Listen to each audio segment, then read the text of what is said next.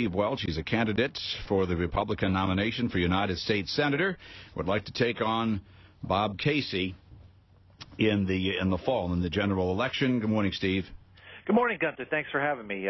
Been a big fan. I used to listen to you when I was up in Allentown for a while. Oh, yeah? When were you here? I worked full-time on the Pat Toomey campaign in 2010. And so you were always on in our office. So are you? Do you have his endorsement?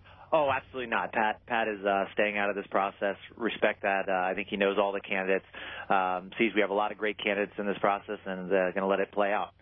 Okay, so you worked on Pat's campaign, and this is the part your guy reached out, John Sutter, reached out and said what kind of topics, and he had some suggestions. But Steve, I think I don't need to tell you from watching the presidential run on the Republican side that the Tea Party folks, the conservative wing of the Republican Party, is not happy. That none of those candidates really meet the litmus test, and it's not just on one major issue. They fail on several. So it comes up that you seem like a guy. I watched you on, I don't know, I think it was Channel 6 or something in Philly. You're well-spoken. You're a successful business person. But people are aggravated that the party picked a nominee. And it's just the same thing they feel about Mitt Romney. They're aggravated about that. And then your opponent said that your campaign guy clarified it. You did switch parties and became a Democrat. How do you explain that? Sure. Well, I'll tell you, I think one of the reasons we've been so successful in this campaign is we've been able to bridge the gap between the grassroots and the more traditional Republicans. And my past actually is what's been able to thread that needle. So, I'll give you the full history because there's so much misinformation out there. If you'll indulge me for a second. Yeah, when sure. I was 18 years old, registered as a Republican, used to work work part-time for Joe Pitts, stuffing envelopes. Joe Pitts is a congressman out of Chester County and Lancaster County, Republican that I think continued to live up to his principles, even when I think a lot of Republicans abandoned their principles.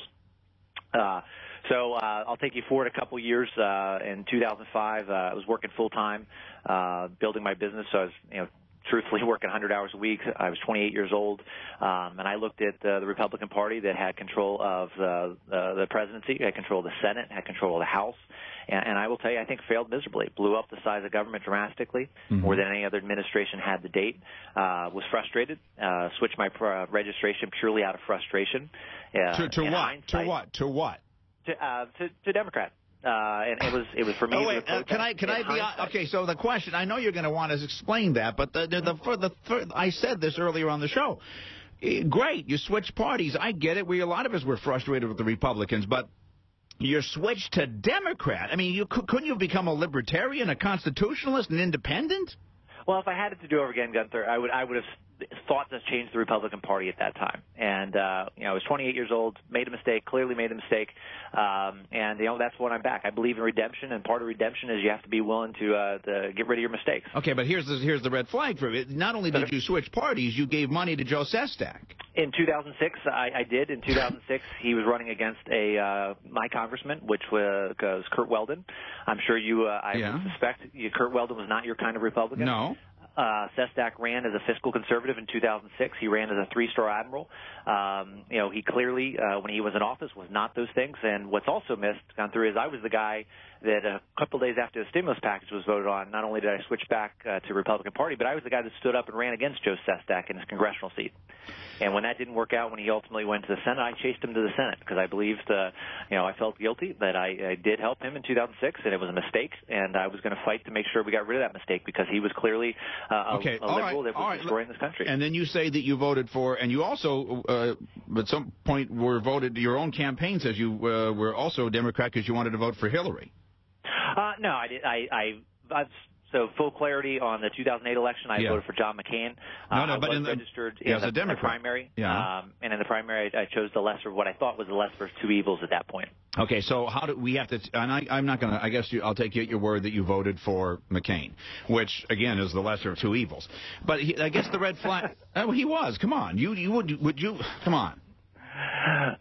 Go ahead. Why you're laughing? Why are you laughing? I thought it was an interesting choice of words. Sorry. Well, he was the lesser of two evils. I mean, great war hero, but it's another guy, just like Joe Sestak, that just is moderate at best on most issues. It's just I don't. I know you're trying to bridge this gap and thread this needle, but I just got to tell you, the red flag is, okay, let's say he made a mistake. How do I trust that he doesn't do a Joe Sestak and say one thing when he's running and do another once he's in? We've been burned so many times, we're sick of it. How can we trust you? Yeah, I think you need to look at people's actions. I think actions always speak louder than words. So what are your actions? Because your actions are you became a Democrat. At a very young age, yeah. Worked hard for Joe Pitts. You see somebody that over the last 3 years has dedicated myself to making sure we elect good conservative candidates. Pat Toomey is a good example. Worked full time for him. Left my job, was a surrogate speaker for Pat, helped raise a ton of money for Pat, and handled a lot of their online media. I helped candidates down here in the Southeast, Dan Truitt, a lot of local, state reps that. Okay, all right. So I don't want to get you on the speed. You gave your answer, and again, actions speak louder than words. Part of the actions were you were a Democrat, and we got to hope that you're now a Republican once and for all, and not just a. What would you describe yourself as? A moderate? What would you describe? No, I'm conservative, fiscal conservative. Are you a social conservative? I think the Republican Party. Are you a social conservative? Steve, are you a social conservative? Conservative principles in any way, shape, or form. Are you a social conservative? Absolutely. Yes, I'm pro-life, pro-Second Amendment. Okay.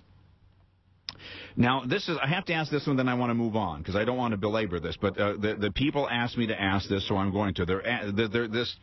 The Sestak vote we've covered. Now, being the party's pick, people just don't like that anymore, and I think you understand that. People are sick of the Republican Party telling them who they ought to vote for. They want it to be of the people, by the people, for the people. So, I don't know, you see that as a plus. Maybe it is for money raising, but will it be for votes? That's number one question. And the follow-up to that is they're also saying, some party insiders sent me from several different people, that the Republican Party made a deal with you that if you dropped out of running against Pat Meehan for the 7th Congressional District, you'd have your backing for the Senate. All right. Well, that's the first I'd heard that one. Absolutely not. I supported Pat Meehan because, this is part of the problem with politics. We have too many egos involved in this process. In 2007, Pat Meehan was the right guy to win that seat, and it was not about me. It was not about any other candidate. It was about making sure that in 2010 we got control of the House of Representatives, which was absolutely critical to making sure we stopped this march to the left. I will tell you this race right now, this Senate race, is not about Steve Welch or any other candidate in this race. It's about making sure that we get control of the Senate.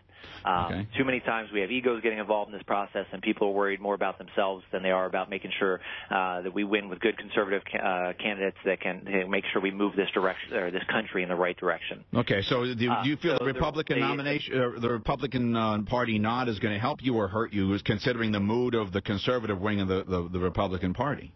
Oh, I think it's great. And since 6 weeks ago or 6 months ago, I wouldn't have known how this worked. If I could, I'll explain the process. There's 357 state committee people. They are elected Republican officials across the state.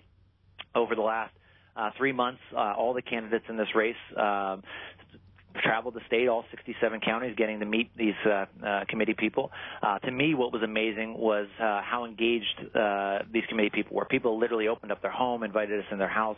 People left work to meet us at a coffee shop and talk, sometimes for 3-4 hours at a time. I got to know them. I'm confident they got to know me and the other candidates in this race, and that's why it is such an honor to have. Okay, wait. Let me ask you something. You clarify something. Okay, so you were sort of like an Iowa caucus kind of thing, but only for the members of the Republican Party statewide? The elected officials that are, yes, but they're elected from the Republican electorate. Yeah. Okay, so only they got to meet with you guys, and then all of you guys did this same process. You, Rohr, whoever else, and they all did it, and the party selected you, is what you're saying. Correct. Okay, let's get on to some other stuff. I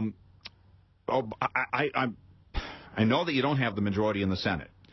If you get in the Senate, will you promise to work as, I think your number one thing has to be, well, you say what your number one thing has to be, and I'll see if I affirm it. Go ahead. What do you think the number one thing we need? The number one thing is, and I'll take a step back, and give you my background really quick, because I do think it's relevant to where I think what we need to do as a country.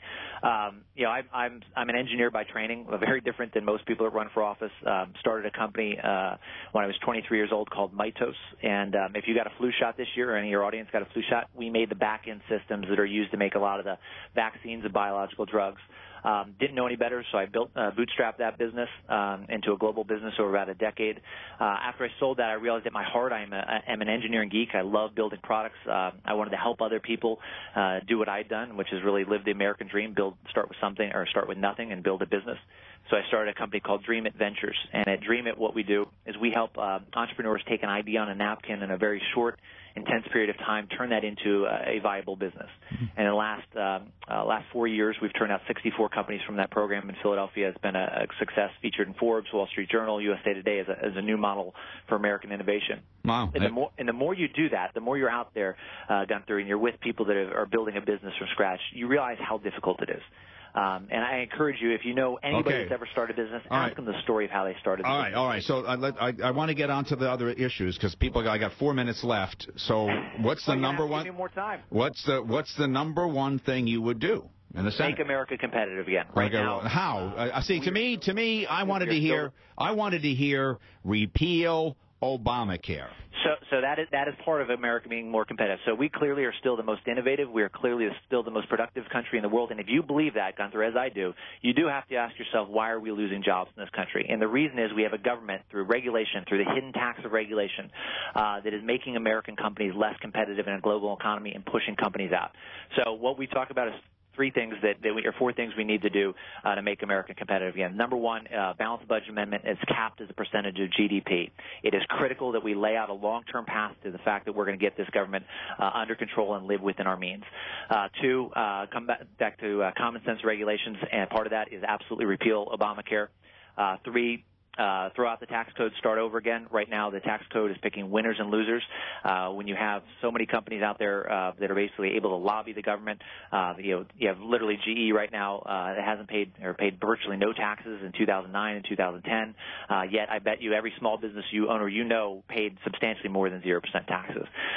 So the system has become corrupt. Those that have access to the politicians are benefiting at the expense of the ordinary people like you and I that don't have access to those politicians.